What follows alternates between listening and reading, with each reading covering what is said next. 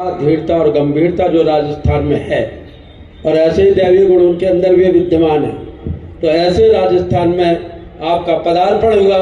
जोर से करतल ध्वनि करके हमारे परम सम्मानीय भैया का स्वागत करें, सत्कार करें, अभिनंदन करें, वंदन करें। बंधुओं, हम लोग सोचते थे कि सूरज हमेशा सुबह से शाम तक और शाम से लेकर के सुबह तक निरंतर चलते रहते हैं। कोई कहते हैं कि सूरज डूब जाते हैं, सूरज डूबते नहीं है। अगर अभी यहाँ भारत में दिन है, संध्या है, तो ऑस्ट्रेलिया में रात है, अमेरिका में फिर दिन होने वाला है।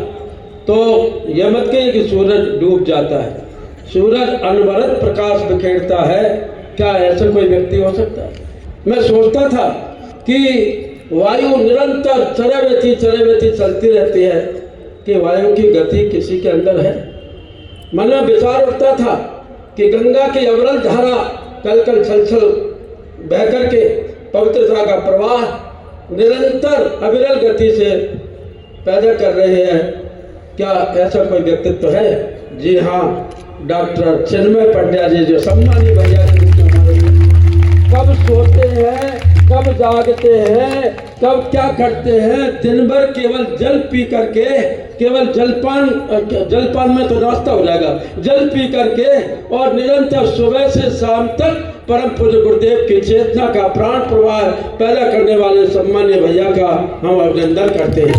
और बंधुओं, इतना बड़ा सौभाग्य धरती पर भगवान श्री राम को मिला, भगवान श्री कृष्ण को मिला। दशरथ कौशल्या की गोद में खेले, नंद बाबा यशोदा माता की गोद में खेले, लेकिन जो हमारे श्रद्धेय डॉक्टर साहब, श्रद्धेय दीदी की गोद में जिनका लालन पालन पोषण और जन्म हुआ, और परम पूज्य गुरुदेव ने जिन्हें स्नेह युक्त होकर अपनी गोद में बिठाया, परम बंदिया माता जी निरंतर इस छोटे से बच्चे को, आपने कभी फेसबुक में फोटो भी देखा होगा, आनंद आ गया उसको देख करके।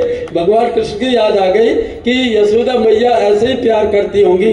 ऐसे हमारे परम सम्मानीय डॉक्टर चिन्मय पंड्या जी भाई साहब आज हमारे बीच में विराजमान है, जो निरंतर अहल्य ज्ञान और विज्ञान का प्रतिपादन करते हुए परम पूज्य गुरुदेव की चेतना के एक एक स्वर और शब्द को जन जन के श्रवण इंद्रिय में बिखेरते हुए, और जहाँ पर भी भाव संवेदना इतनी है कि जहाँ पर भी कोई अपाहिज दिखता है, कोई ऐसा असहाय व्यक्ति दिखता है, कार रोक करके भले वो हाथ हिला दे, मुस्कुरा दे, उनकी मुस्कुराहट भगवान कृष्ण से भी ज्यादा वही मुस्कान है।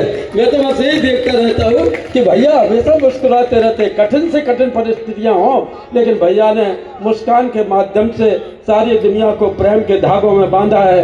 परम पूज्य गुरुदेव की चेतना से सारी दुनिया को चमकाया है, और सारे विश्व में भ्रमण करके विश्व के एक एक व्यक्ति से व्यक्तिगत संपर्क करके उन्होंने परम पूज्य गुरुदेव के साहित्य चेतना को बिखेर दिया है। ऐसे सम्मानीय भैया जो कि निरंतर कई उपाधियों से विभूषित हैं, विश्व के सर्वोत्तम पुरस्कार जिन्हें मिले, और सर्वोत्तम जो सबसे बड़ी डिग्रियां होती हैं वो हमारे भैया के पास में है। उसके बाद भी इतनी सहजता, इतनी सरलता, इतनी सज्जनता, इतनी मधुरता का यदि कोई पर्यायवाची व्यक्तित्व देखा जा सकता है तो विश्व व्यक्तित्व के रूप में मैं भैया को नमन करता हूँ। और सम्मानीय डॉक्टर चिन्मय पंड्या जी भैया, जिनको हम बड़े प्रेम से कहते हैं, उनसे करबद्ध प्रार्थना करता हूँ कि हम सभी भाई बहन जो बहुत देर से यहाँ पर विराजमान है, लालायत हैं आपकी वाणी सुनने, परम पूज्य गुरुदेव का संदेश दे करके हमको कृतार्थ करें। सम्मानीय भैया।